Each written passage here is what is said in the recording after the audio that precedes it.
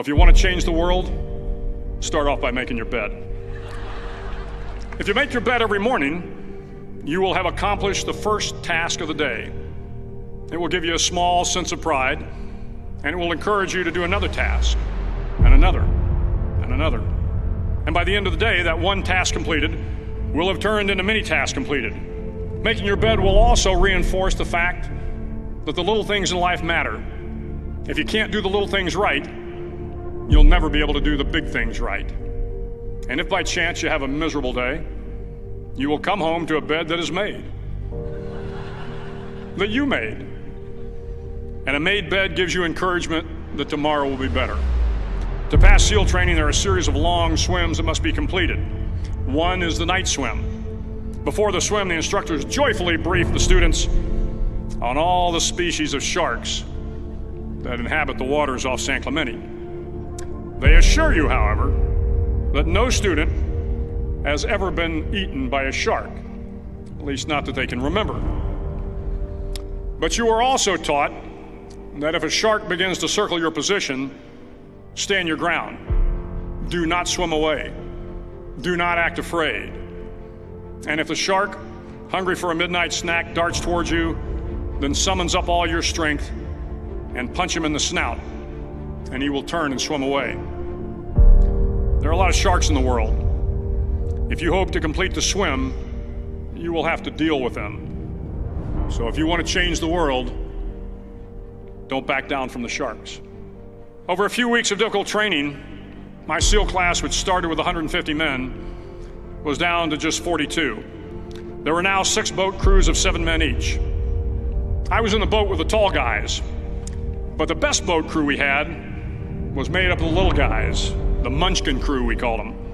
No one was over 5'5". The Munchkin boat crew had 1 American Indian, 1 African American, 1 Polish American, 1 Greek American, 1 Italian American, and 2 tough kids from the Midwest. They out-paddled, outran, and outswam all the other boat crews. The big men in the other boat crews would always make good-natured fun of the tiny little flippers the Munchkins put on their tiny little feet prior to every swim. But somehow these little guys from every corner of the nation and the world always had the last laugh, swimming faster than everyone and reaching the shore long before the rest of us.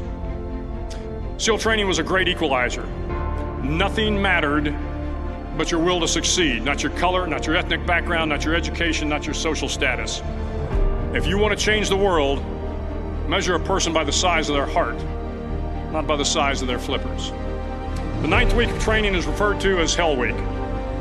It is 6 days of no sleep, constant physical and mental harassment, and 1 special day at the Mud Flats.